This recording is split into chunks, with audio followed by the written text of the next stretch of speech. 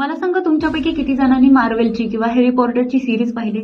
नाही म्हणजे आपल्याला इच्छा नसताना सुद्धा किंवा आपल्याला आवड नसताना सुद्धा आपण ते सिनेमे थिएटरला जाऊन पाहिलेले असतात. तेही फक्त आणि फक्त आपल्या घरातील लहान मुलांच्या हट्टाखातर. आणि त्यांच्यासाठी सुद्धा तेच सुपर पॉवर असलेले रिअल लाईफ मधले हिरो असतात.